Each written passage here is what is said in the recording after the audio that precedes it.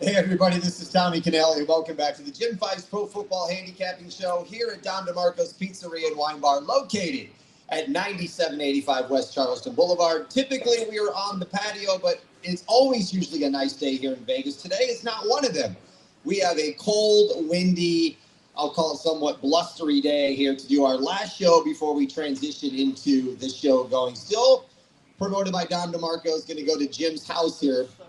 And Jim, speaking of that, do you have a guest for next week? I'm not sure. Are we doing the show next week at your house? You are. I am doing the show next week. I might have Greg De Palma. Okay. My producer. Sure. He lives in North Carolina and knows a lot. We work together a lot. He might be the guest, and we're gonna cover everything. We call this the Pro Football Handicapping Show, but we're gonna cover everything. We're gonna talk golf. We're gonna talk tennis. We're gonna talk everything we want. For the summer, it'll be fun. Awesome. 4 months until we come back here in August, and of course, this is all sponsored by Don DeMarco's right here on West Charleston. What's it? 9785 West Charleston. You got it, man. God, I've heard that address so much. I actually remembered it. You did remember it. You didn't think I could remember anything, did you? Well, yes, I do. You remember lines like they were yesterday. That's true. But I only remember lines from like 40 years ago. Well, before we get into our guest who we have next to you, let me ask you something, because we've talked about Dom's and their happy hour and their pizza and their pasta and everything. But there's one thing we don't talk about, and every time all of us get together afterwards for lunch, is something I see everybody get, and that's their salads. I mean, their salads are fantastic. Am I not lying? The salads are great. Stracciatella soup is unbelievable, and nobody ever talks about their desserts. Yeah, desserts. Which I never get, but I see them occasionally, and they look amazing. Well, we're going to have some. Well, I'm going to have a salad today. I don't know about a dessert. Okay. All right. Next to you is Alex White, a third-generation handicapper and sports betting analyst, Sports by the Book on YouTube. They were with us one time during the season. Alex, welcome back. Thank you so much. Excited to be back. And next to you is your father, is one of the most well-respected names in the sports betting industry, Ken White. Ken, welcome back to the show. Thanks, Tommy. Thanks for having me in, and Alex today. Always a pleasure to be able to sit at a radio, TV show with your daughter talking sports. So we're going to do it. To be here. Jim, we talked about this last week, and I want to dive more into it today to start off and get Ken's opinion and Alex's opinion on this. Simply this, the NFL product as a whole. And you had said last week that there's a number of bad teams in this league. So how do we fix this? Time. I think time will fix it, because you've got to build teams from. Well, first of all, you got to have good organization. That helps. Like the Jets don't have an organization. That's why they're terrible always. But you got to have good coaching. And this is a subject I really want to talk about. We talk about head coaches a lot, but it's really, I think, the offensive and defensive coordinator that don't get talked about enough. You take a team that has a good head coach and then you lose the defensive and offensive coordinator, or just one of them, and you see a team fall off a cliff. And we should spend more time, and maybe they should spend more money paying these guys so they don't leave to get head coaching jobs, because when they leave, there's a big difference in quality of what they're doing. Alex, what do you think? That's so funny. I've been thinking about that, because that is at the top of my list for the off season, is to really dive in and look at all the coordinators. Because you take a situation like Seattle, who went and got Clint Kubiak from New Orleans, right? Who was also, before New Orleans, in San Francisco with Sam Darnold when he was Brock Purdy's backup. And you put those two together, of course, they beefed up the O-line. They did a lot of really good moves. But looking at the coordinators, I think is so important when you're really taking a deep dive into these teams and trying to learn who these teams are. But I think they're super important, so that was on my list to do. It's funny you brought it up right away. Alex, on that thing, because there's been a lot of offensive and defensive coordinator positions opening up in the NFL. So who's going to fill these spots? Yeah, coaching is such a big part of every sport. Obviously, we just talked basketball today. And yeah. Your philosophy was taking as many charges as you could, 7 a game. Well, that comes down to defense. So in basketball, I've always bet defensive coaches. And in football, I also love defensive coaches, because especially when they go out and get a good coordinator in offense. So I've always said this: Some guys are meant to be coordinators. Some guys are meant to be head coaches. Not all the coordinators are meant to be head coaches. And that's the problem most of the time. When a coordinator gets a head coaching job, he's not the CEO. He's better at just running his department, and he can't run the entire company. And that's why those guys, they don't make it. Sometimes they do, and they get a second chance there. So it's all a crapshoot when you're hiring somebody. If I was hiring a guy, it would never be a coordinator. I'd want a guy that has been a head coach before. I want to make sure he's got experience. And coaching can turn around any team in the NFL, because I will tell you right now, the talent from the best team to the bottom is not that much difference. I totally agree. We don't spend enough time talking about the offensive, defensive coordinators, or even the quarterback coaches. And they bring in this million coaches that we never talk about underneath. But is Andy Reid the reason Kansas City went through that stretch of winning? Was it Bill Belichick, or was it other people in the group that should have been getting credit over those years? So then let me ask you, Ken, this then. Based on what Jim's saying about you have to have good organizations. How important then is the owner? Everything starts from the top. Everything. So we got some owners that aren't good owners. Jets. You mentioned the Jets. How much money has the owner made, though, in the last 20 years? I mean, he probably bought the organization for $10 million, and now it's worth $1 billion, But they don't win. So it doesn't really matter to him if they win or not, because he's making money. Some guys, they're competitive and they want to win. Some just want to make money. But I'll tell you this, when we talk about the head coaching and the coordinators, they're just the most important part, because, like I said, the talent level is so close. Look at Seattle. They win the Super Bowl, and what were they 2 years ago? Pete Carroll got fired because they were so bad, and Pete Carroll's a good head coach. Yeah. But he just didn't run the organization the way it's been run now. Pete Carroll was a good head coach. He was. Now, you reach the top, there's diminishing returns after in almost everything. Now, I'm not going to knock age, but sometimes you have to keep up with what the youth is willing to follow and listen to, because you lose your voice, they don't listen anymore. It's a whole different thing. Alex, you brought up Kubiak, and now we have Seattle South here in Las Vegas, because now they just brought Rick Dennison down. So what's your thoughts about these coaches being picked from Seattle now back down here to Las Vegas? What's your thoughts on them being here, and then who's going to replace them up in Seattle? Well, in Seattle, I believe they were interviewing some of the San Francisco position players for that OC. They were going to stay in-house, and now they're kind of branching out a little bit, but we'll see what happens. I like the move here in Las Vegas. I was kind of hoping they'd go more the Seattle route, in the sense of Seattle went and got Mike Macdonald from Baltimore, who's a defensive head coach, right? He was the DC, and the Ravens had one of the best defenses when he was there. So what Seattle did was they looked around in their division and they said, oh, we have all these great offensive minds, McVay, Shanahan. Let's have a defense that can beat their offense. What did the Raiders do? They went offensively just like the rest of their division. So I think that makes it a little bit tough, but I do like that they went young. I like that he's an innovator. I also like that he's likes his tight ends, so the 12 and 13 personnel. I think they have that here with the Raiders. I just, I don't know. They need to get the right pieces around him, right, to support him, because he's definitely young. And I just went through every place he has been. I mean, he wasn't even a coordinator for that long, and now to be a head coach. Now we have the Raiders have the first round. Oh wait, now you're claiming them. Early in the year, you put them in Pahrump. No, I have them for sale. We have the first round draft choice. A young man from Indiana, they win the national championship. Can he do it without the pieces around him? Does he have? I mean, this is a big jump from college to pro, and we don't have a very good team around him. The offensive line is weak. We've got a good, decent running back if they use him properly, but there's a lot of pieces missing. There's a lot to unpack there with this organization. They haven't made a solid move yet since they've been here, and I don't think they made a solid move in their last couple of years when they were in California. So it even comes down to the draft picks they've made. We've had horrible draft picks time and time again. And I'll tell you this, the Raiders would have been a far better football team this season if they didn't lose their all-pro left tackle and their all-pro right guard early in the year. Their offensive line was decimated because of two major injuries, and they had no depth. Who should have lost their job? The GM, because he had no depth in the offensive line. That's who should have lost his job. The coach had no chance to win with the worst offensive line in the NFL. And who gave him that line? The general manager did. I don't even know who it is, and I can't even remember that. Pete Carroll should have never really lost his job. He just didn't have the pieces to work with. Now you're bringing in Kubiak, and I just said, and I didn't realize I was going to make a statement like that I would never hire an offensive coordinator as my head coach if he didn't have any experience.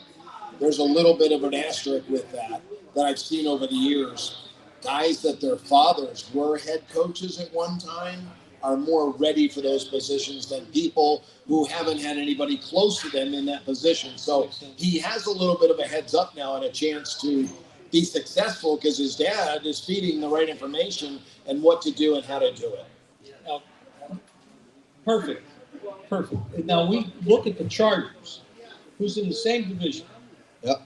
They lost their offensive line. Yes, they did. In the same way. And they have Herbert, who's a pro, has been a pro for a long time, and he looks pretty good, but he's not been able to deliver. Now they got Harbaugh at head coach. We know he's got a resume that's incredible. But they were not that good this year. I mean, they got to the playoffs, but then they got destroyed by the Pats. What do you blame there? GM again? Things that are important never change. The NFL, the game is won in the trenches. Obviously, the quarterback's the most important part of the field, but the game is won in the trenches. Where was the Super Bowl won? In the trenches, because the Patriots could not stop the Seattle pass rush. And that's the only reason they won the football game. Ken, let me ask you this then. The Jets have made some comments late. They may want the number one pick. If you're the Raiders, do you trade it? I don't, because I think this kid's the real deal. Because you have to, not just the talent, but I think you have to have that type of person that's going to be a leader, that's going to be early to practice, late to practice. He's going to study. He's not going to be a partier off the field. We know what type of life he's had. He's a kid that's going to give you 110% of what he can give you every single day. He'll be a leader. Alex, you're big into college football, so what's your thoughts on it? I say the Raiders should take Fernando Mendoza. I really do believe that. I agree with that. I think he'd be a really good fit here in Las Vegas, and you mentioned kind of having the bad luck with their picks. He feels like a pretty good one here. Get a good O-line around him. I thought they made some horrendous picks. They took a cornerback in the first round because he was from Ohio State. And he was everybody else had the guy going in the fifth round. And you can't make selections like that. I followed their draft every year, and their draft picks were horrendous. Well, the Browns do the same thing every year. Were they copying them? They may have. They're some bad organizations.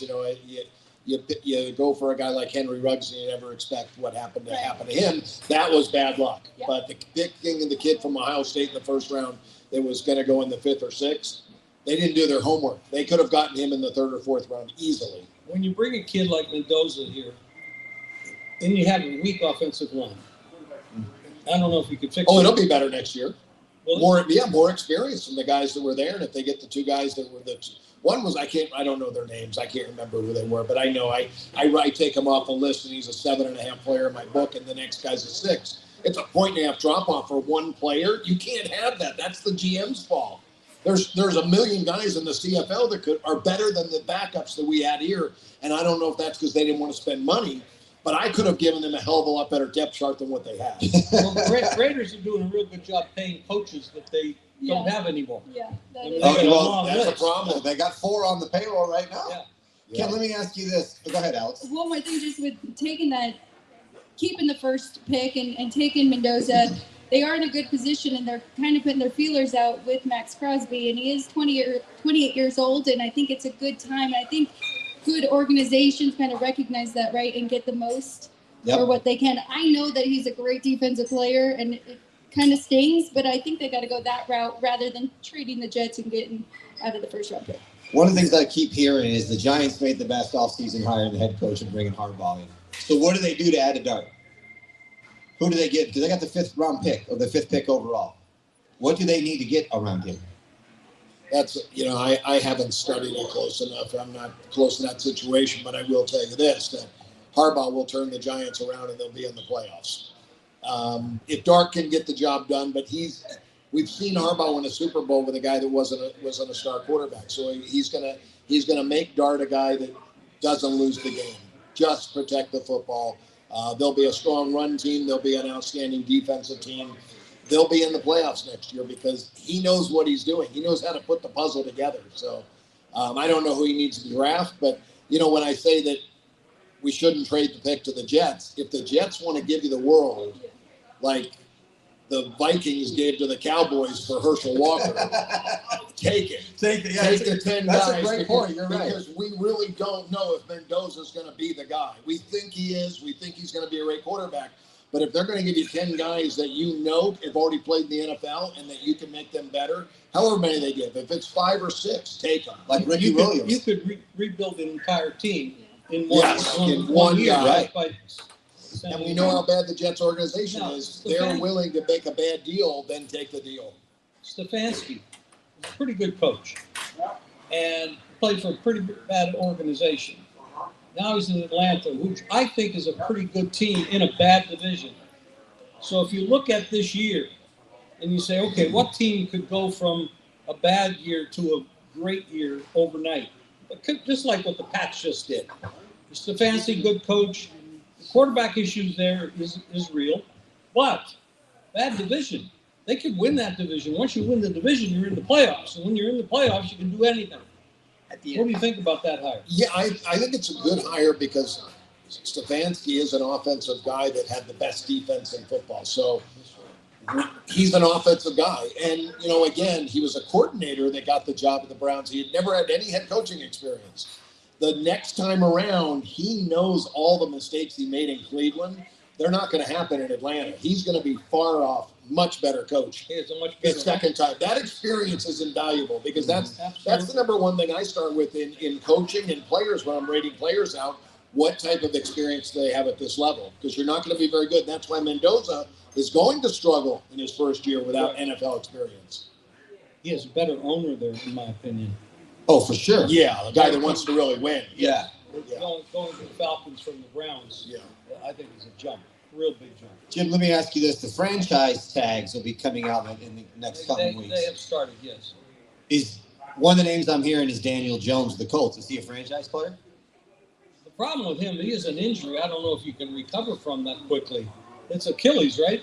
Yeah. Sometimes I mean, he's tagged. That takes a couple of years. We saw that with Kirk Cousins. Right. Cousins last year was horrendous. But when he got to play this year, Kirk Cousins looks like he should be the starting quarterback for the Atlanta Falcons. I don't know if he'll be there. I think he's going to end up going somewhere else. I think he's already gone. Yeah, could be. But what a difference, right? Because he had time to heal and get 100%. So if Daniel Jones is going to take a full year to recover, he's not really a franchise player. George Pickens with the Cowboys, the wide receiver, is he a franchise player? His name's out there too. I think they just did that. Oh, they did tag him? I believe they already did that. They already tagged him. I think so. Okay. I'm surprised by that one. I say wide receivers are a dime a dozen, really. There's so many of them out there. Right. That's why I was surprised. I'm like, okay, if you want to tag that, go ahead. But I was shocked. Were you out or no? I wasn't shocked. I did think they were going to go that route with him. Okay. But Is he better than CeeDee Lamb? when CeeDee Lamb was out, he put up basically the same numbers there with Prescott. All I heard, it was a bad attitude in Pittsburgh. That we get those wide receivers, they call them divas because they've got huge egos. And Is that a requirement for a wide receiver to be a diva? That's what they love to say about him, and it just means to me, bad locker room guy. That's all it means to me. Where does Tua end up? Is he out of the league, or will somebody give him another shot? Put him in the right offense. Like where though? Maybe San Francisco. Really? He would fit in Shanahan's offense really well. Yeah. They already got 2 quarterbacks. Yeah, I know they got plenty of quarterbacks, so he's not going to end up there. But maybe I don't know who else needs a quarterback. I had right what's the wide receiver from? They just left Miami. He's going to go to Kansas City. But Tua's also a problem. Tyreek Hill? Tyreek Hill, yes. He's one concussion away from retiring. Tua is. Why invest money in a guy that one hit you could be out? Reality is entire we year. shouldn't even be playing. He's so dangerous. What about Geno Smith? Somebody pick him up Oh, again? come on. That's done. You think he's done? I don't think so. I think he gets another opportunity You do? because he played behind the worst offensive line in football. If you can't run the ball, you're never going to have time to pass the football. He's been in the league 12 years. I mean, He he's not a has. kid. He has. No, but he can play still. Okay. What about Joe Mixon, running back from Texas? He's on the free agent market. You have to look because running backs have a shelf life, and when they hit that point, they fall off the cliff. They're done. It's just too abuse. It's like a boxer. You can only take so many punches, and then you're not any good anymore. The running backs take so many hits. They have a 6-year life, and then that's it. Is that true for a handicapper too? You can only take so many punches. I don't know. I've taken so many, so I'm kind of evidence that you can take it. I've lost more unders in overtime than a person can stand in a lifetime. It's a punch every time I get it, so I think you can handle it. Alex, let me ask you this. So these teams, the 49ers, Chiefs, Lions, and Packers, who do you see having the biggest year next year? Ooh, that's a great question. I mean, I think the Packers were right there. I think they just had some injuries at the end. I did like the move when they got Micah Parsons and definitely helped their defense. But they're kind of like the Ravens were last year, and that is the interesting thing about John Harbaugh because no coach had more fourth quarter losses where they had such a good lead. So while it was a good hire, we'll see how he does there. But Packers, I mean, they kind of dealt with the same things. I think the Lions, I mean, they finished last in that division. Technically the same record as Minnesota, but still Minnesota had the head-to-head. So they've got to have a better year than we did. But talk about a team that lost a ton of coordinators over the years. It's been tough for them, but they still have all the pieces there. I mean, I love their two-headed monster at running back with Montgomery and Gibbs. And, I mean, Jared Goff's playing the best he ever has there for Campbell. So I don't know. I guess I'll go Detroit Lions. Jim, let me ask you this. With Mahomes probably not going to be at the starting of the season, It's another Achilles injury. what do the Chiefs look like next year? I don't like them. I think they've hit their peak. I think they're getting old. The head coach is getting old. Who's quarterbacking? Geno Smith? How many teams are going to put him on? Well, it's not Minshew because he got hurt as well. So I don't know who the backup is now. I don't either. Do you? Maybe they bring in Tua. Yeah, maybe it's Tua. But yeah, you're right. Maybe Andy Reid is, he's at the end of his career right now, and Mahomes, if he's not 100%, Kelsey's not, and they had some injuries this year, the Chiefs. So, they like I said, the talent level from the top to bottom isn't that great. So, if you got everybody, all the pieces in place, you can make a run. And it's the funny thing that I'll bring it up, and I don't know how you feel about it, but I hear it all the time. The NFL's fixed, and the referees are they're hired by the NFL to call penalties for the teams that the NFL wants to win. Do you think the NFL wanted Seattle and New England in the Super Bowl? Are you kidding me? It's a league that you can. No, they didn't want those two teams in there. That's ridiculous. People would say that. Yeah. And they just believe everything. Every conspiracy theory. That's what they. The league's on the up and up. It's like I said, the talent level is so close. The parity in the NFL is greater than any other professional sports league in the world. And that's why it's a great league, and there's a lot of violence, and that's why people love to watch it because the hits are amazing. So I'm interested to see what they have to do with, the onside kick was such a great part of the game, and they took it away. They did. I mean, you're allowed to do it, but you have to tell the other team, hey, we're onside kicking. Seriously, you're going to tell them? So now they may take that out of the game. Maybe they got to tell them now where are you going to throw the ball 4th and 13. Yeah, right, exactly. Make you do some studying. What's going to happen. I thought it used to be a great play because it was a surprise. Right. I think they should bring it back. I hate the kickoff. There's no more Devin Hester. The kickoff is basically just a free play. Yeah. That's all it is. Ken, let me ask you this. The Bears, is this a fluke season or are they for real? Well, Ben Johnson looks like he's the real deal with the, great offensive coordinator. We saw he made a difference leaving Detroit. And that's why I judge coaches. What happens when the coach leaves? To whatever their program is? The offense dropped off drastically, and what happened? He goes to the Bears. He turned them into a winner. And I watched the Bears team a couple of games early in the season. I said, all you got to do is blitz Caleb Williams, and he's going to be a wreck. He can't play under pressure. But Johnson put a great game plan around him, and they really succeeded, and they're the real deal together. They're going to have to be, in the playoff hunt next year again. Liam Cohen, he left Tampa. Baker goes down. They had injuries there and everything. The offensive line. He might have got hurt too.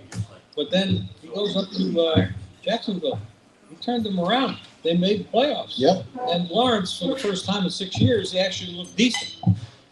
Alex, go ahead. You had something. Well, just about both of those two teams, actually, I do like to look at turnover and turnover differential at the end of the year, kind of going into the next year. And those are two teams that are probably going to have some regression to the mean. Both of them were very fortunate with the ball bouncing their way. Now, there is something to it with creating turnovers, and it's Dennis Allen, right? DC at Chicago. I think is that right? DC? Yeah. Yeah. So I know that he is a very good defensive coordinator and kind of taught that, but I do think both those teams, so they might take a step back from last year. Won't be quite as many wins. Before we get into March Madness, Ray, you had a question in regards to football. Ray, you had a question for football before we get into March Madness. Give me one. I already got Atlanta to win the division at plus 290 because I'm that good. Jim. He said he's got Atlanta at plus 90 to win the division next year. Yeah. I want more. I want to go more at Atlanta at 290. Do you think unconvincingly Atlanta is the team to win? I think they'll win their division. That's when I'm looking at a future to go somewhere from nowhere, I try to get a weak division with one team that looks like they might be in place to go somewhere where they weren't a year ago. And I like the addition of Stefanski. Okay. And that division is very weak. I mean, the Saints aren't that good. They had a couple of wins. Yeah, they have a young quarterback. You don't have that many good teams in that division. I'm not sold on the Panthers. And Baker and company down there in Tampa fell apart a little bit this year with Cohen leaving and the injuries and stuff like that. And who knows if Evans is even going to be there. So I look at Atlanta as the most solid team there. So I see they win the division, they get the playoffs. Stefanski's a good coach. The quarterback's the question. We don't know if he's going to develop. I would prefer if Cousins would have stayed, but I think he's gone. Yes. I just want to add to the point. I think I would lean more of Cousins staying there because Stefanski's there. He was his offense coordinator in Minnesota. Does Cousins want to chase the big bag of money with the family and all the kids? He settled down in Atlanta. They left him down there. I lean that he's staying there. But what I read was he was gone. I did read he was gone too. I read he was already gone. Yeah, I read he was already gone as well. Yeah, I think he's gone. It might be too early to put that in cement. But, there's another team that's in dire need for a quarterback that has a pretty good, solid roster besides the quarterback, and that would be Minnesota. They got to figure something out. A quarterback. J.J. McCarthy is not the answer. No. Yeah, they had their guy. They did. They let him go. Yeah, how did they do that? Well, their GM got fired the next day. Right back to what you said about GMs. Yeah. Yes. So let me ask all three of you here on the panel, because I think it's interesting for the people watching at home and people that don't do this every day for a living. So now the football season's over, Jim. I know you transitioned into other sports, but what is your summer like preparing for the next football season coming up? Well, I prepare for the next football season by reading everything, studying everything, but I also do very well in baseball and college basketball when you get to the NCAAs. And the only time I really focus deeply in the NBA is when they get to the playoffs. So I'm pretty busy. Now, after the All-Star break in July, I'm kind of worn out. I take a little bit of time off. But I do study football, pro football especially. Now, I backed away from college football. Now, these two here are experts. So I'm just telling you what I did. And they didn't, and they're happy for it because they did really well. I backed away from college ball because of the nil and the portal making it too confusing to start a season with 70 new players and say, okay, I'm going to just focus over here and let that go for a couple of years. And that's what I did. But this year I'm going to spend a little more time in the colleges. Alex, let me ask you then, what's your spreadsheet look like for people transferring all over the place in college football? Oh my gosh, it's always crazy, especially now with the NIL money and everything. But yeah, I mean, that's what really it takes to go into it. I think he made a great point about reading as much as you can. He always taught me that. Trying to find every beat writer for every school if you are doing college, reading up on for the NFL, and then the player power ratings, and that starts with him and my grandpa. So that's what we use for the off season. But I'm with you. I keep it going all year because I've been handicapping hockey since the start of the season. We got a break now, but enjoying this part with the Olympics, and then college basketball. Then it's baseball time. Ken, when do you start putting your power rankings together, like more solidified, I should say? So I brought my college basketball stuff, and I'm betting college basketball, women's college basketball, and college baseball right now. And I didn't realize this was a complete NFL show. You know how many bets I made in the NFL this year? Maybe 3. And I made more than that in the Super Bowl, but the Super Bowl was where I made some prop bets on. But during the regular season, I made about 3, but I was kicking myself after the game. And I said, Alex, I had the Seattle Seahawks #1 in the NFL on November 26th. They were 30-1 to win it all at that point. Why didn't I bet Seattle when I had them #1 in the NFL from that point to the end of the year as the #1 team? And that was all math and my models that are crunching the numbers of every single game. So my model goes through the entire box score. But the reason I'm not betting in the NFL, I've got 120 plays in college football, whether you're counting FCS plays. That's where I've done really well the last couple of years. So I bet the FBS and the FCS. And there's little room for the bankroll left to bet NFL, and I know how tough of a sport it is to beat, so I might as well just bet what I do. So over the years, I didn't even watch one game in the NFL this year. The only game I watched in the NFL was the Super Bowl. But I can tell you what's going on because I keep track of it through all of my numbers. You did have a Christmas party that was on a Thursday, and it was the Rams and Seahawks second matchup. So that was on. Oh, yeah, You must have been there. You must have been there. I did watch part of that, and I did make a bet on that game. I did bet the game under, and it went flying over. Are you into March Madness thing, Ken? Yeah, I love basketball, handicap basketball, because there's so many teams. Yeah, I want When to. there's 32 teams, it's so much easier to follow. You know the information that's out there. I'd like to dig into information that people don't know about, Right. And finding players that are worth 6 points to the betting line that no one even knows that person plays in college basketball because he plays for Mercer University or Louisiana Lafayette or something like that. Exactly. You put a rating on every player. Every player. Every team. Every player and every team. When do you sleep? Most of this gym now is automated. Oh. Yeah, I've got it all automated, and I'm this last year I've been really focusing on even tightening those ratings even tighter to make them. Do you look at the best I KenPom? possibly can. Do you use KenPom? I do look at KenPom a little bit, but I've got all my own stuff is exactly like KenPom's. So the model that I put together this year, my numbers look very identical to what KenPom puts out. I mean, I'm very impressed with Michigan. I mean, the only time they lost was at home to Wisconsin, who had to hit 15 threes to beat them in that game. And since then, they've been beating teams by 10-plus points. Again, last night, they win by 11. Had Purdue down at Purdue by 22 at one point. They look really good. Houston starts to look good. Iowa State just gets them by setting a record with only 3 turnovers the entire game.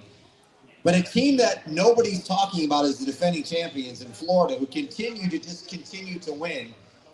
Florida's one of those teams for me that I just have I don't like the coach. I'll be blunt about it at all. I'd be okay if he was never in the sport anymore, but he is, and they continue to win. But Ken, where do you have Florida? I have number 2, and Dalton's done a really nice job. I think all these coaches at the top, again, it's all about coaching and bringing in the right players to fit your system. But Dusty Mays, outstanding coach. John Shire with Duke. He's really surprised me because that's big shoes to follow when you're coaching a guy. Do you have Michigan like 1? I've got Michigan 1, the Gators 2, Duke 3, Houston 4, Arizona 5. That's another really good coach. Yeah. Tommy Lloyd's got a great program. Yep. So, What do you have UConn? UConn's number 12. Okay. Yeah, they're not quite as good as they have They been. don't cover any spreads, but they win. They haven't been covering spreads. Well, Iowa State pulls off the win the other night. What do you think about that? And they're very good. I've got Iowa State right there, number 6 in the country. And again, that game, when my model shows they only had 3 turnovers, it's gonna give a little bit extra to the other side. That's outside the norm, so it's just noise that you have to adjust to. But College basketball has been very, very good for me this year. The number 1 team to the number 10 team. Oh, you know how many games I've watched? 0. You don't need it. Well, you use the number. Yeah. Let me ask. What's the difference between a 1 and a 10? My power ratings right now, 10 points. Where is Illinois in your list? Illinois, another well-coached basketball team, but I think they're down the Brad list. Underwood. And I think they could be a surprise in the tournament if they get the right draw. So shout out to Chris Andrews because he put out this prop just today, but it is which will the winning team come from which conference? And right now Big 12 is a short favorite plus 140. Really? Big 10 plus 170. I like that. That's what I like because I want Michigan right now. I think is plus 350, maybe 4 to 1. That might be giving them. I don't even know if they're that high right And now. I can see with the Big Ten, they got Michigan, they got Illinois, Michigan State if they get on a run. Yeah, you always want them in March. I see Big 12, you got Arizona, you got Iowa State, you got Houston. Yeah. I get all that. But I like the Big Ten this year. Yeah, so and then just continuing, ACC is 4 to 1, of course, because how good Duke has been. SEC 7 to 1, Big East 9 to 1, and then West Coast 25 to 1. And you have Purdue. And you also got Purdue. Yeah. So I think there's some value there right now. What was that number, Alex? 2-1? Plus Big Ten? Yeah. Plus 170 right now. That's a good number. I don't know if it's going to Right. be there long. Oh, yeah, so there's a big game this weekend, and Which game? Duke, Michigan, and right now we got Michigan plus 330, and then we got Duke at plus 650. Okay, Duke knocks them off. Is this the best time to grab Duke at plus 650? Because if they do end up beating Michigan, won't that go down drastically to a point where you'll never be able to? I would think so, yes. And that game's at Madison Square Garden where Duke loves to play. Right. Yeah, neutral court game. When you mentioned Michigan earlier, the games they won, what was most impressive is the beatdown they gave the Zags early in the year. 40 points. And that was a loaded Gonzaga team. After that, they lost their center Ike for a short period of time, and then they lost their best power forward. I actually had a big bet on San Francisco on a money line bet, 14 to 1 To win the West to win the game against Gonzaga, and it went down to the wire. San Francisco missed a 3 at the buzzer to win the game, but I was taking 18.5 in a game that the Zags had their 2 best players out of the lineup. That is the one thing that I don't need to watch because the injury information that I've gotten this year is the best I've ever had. And I'm not getting it for anybody. I've developed it, and I am not doing anything different than anybody has. But I've developed a program for social media to dig down deep into when an injury comes out to find out who the first person was to release that information. So now I'm rating out the people on social media who release information first to find out who the best in the business is in getting that information. So when they send something, I get it right away. That Duke game is in Washington, D.C. It's not at Madison Square Garden. It's at Washington, D.C. Ken, let me ask you, where do you have it's in Washington, D.C.? Yeah. Where do you have Kansas? So I would have Michigan a 2-point favorite in that game against You Duke. would? I think they'll be about 1 probably. Okay. I could shave that down to 1. I could see Pick because they are 2 great teams. Where do you have Kansas? You asked me about Illinois earlier. They've got a guy that just came back. One of their better players just came From a back broken last hand. game. And that boosts them up. They're about number 6 in the country right now, the Illini. Kansas, I think they're down the list a little bit too. They got the great freshman. They got number 22 in the country. This might be Self's best coaching job he's done. Yeah, he's done a good job. Yeah. Because this DP, this Peterson kid, wants to take himself out of games and he's hurt. And, I think he's got to the point where he just feels like he's better off going without him, but he'll take him if he's healthy. They are a typical Kansas team, though. Great at home and just barely above average on the road. Yep. Bet them at home. What else you got, Jim? Me? Yeah. You're asking questions. Well, you get into baseball, so are you still looking at baseball just pitchers first 5 innings? Yes. That's your thing. Well, yeah. If you're gonna bet pitchers, it's pretty hard to go beyond the first 5 because you're getting into the bullpens, and that's a whole nother study. That you're talking about work. You're talking about how deep's the bullpen, who's going to be in there, who was used yesterday, who's tired, who's not. I mean, you're talking about a lot of work. And so I focus. If I'm going to use a pitcher, it's got to be first 5 innings, either for or against. Alex, you bet baseball? I do. Same thing? First 5? So, truly, last year was the first time I really went through the grind and bet it every single day and Oh, really wow. followed and kept up with it. I mean, if I had plays, I could take some days off. But really starting with his power ratings as well. But we were actually talking about it, and it was probably around the All-Star break where I said, can we try and program something to focus on first fives more? Because I follow the starting pitchers the most, right? And I found that it would probably be better to look just at the first five and try and have a better power rating for the pitchers with that, right? You can't lose first fives in extra innings either. So that's, I would much prefer. I think that's a great strategy. And like Jim said, take the bullpens out of it. If I was to bet baseball, that's the way I would go. And I'm betting my baseball that I bet's college baseball and AAA baseball. Since they started putting that on the board, I've bet the AAA baseball for about 3 years now. Who do you like in college baseball this year? UCLA is absolutely loaded. Okay. They've I got heard a their great- shortstop could be the number one pick. He probably will be. I think he's a junior this year. Great offensive player. Doesn't have the numbers though. the guy that guys or have. something like You that. know, you have to adjust their stats to where they play. So Jackie Robinson Stadium in Los Angeles is one of the best pitchers parks in baseball. If you put this kid in a hitter's ballpark, UNLV. If he was at UNLV, he would break the all-time record for home runs in a season. He would break that record because he's that great of a hitter. But when you're playing at UCLA, tough place to hit. But he's a great player. Georgia Tech has a ton of great players this year. Georgia Tech may be one of the teams that I'm probably going to be rooting for. Mississippi State's another one. I'm trying to go off the grid a little bit. LSU's still good. North Carolina's good. The main players in baseball are still there. But two teams off the grid, Georgia Tech and Mississippi State. You've got a lot of futures because you're digging Yeah. because Yeah. futures you can find somebody off the grid, you get a big Yeah, number. right. Yeah, I had Mississippi State at 300-1 a couple of years ago, and they just missed getting the regional. If they get the regional, they actually would have gotten the super regional as well and would have gotten to the World Series. That's why I like them again this year. It's good coach, good program, good players. So they'll do much better. They're not as high this year. I forget what I saw them at 6-1. I haven't bet anybody yet because I like to let a couple weeks get in the books because some good teams don't play well early and then they turn it on. So you get a much better number, I think.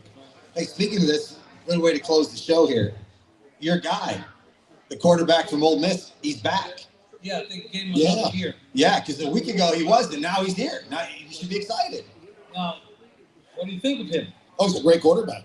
Loved watching him play. Yeah. Dual threat guy that can make plays. He could make plays with his legs, great arm, accurate.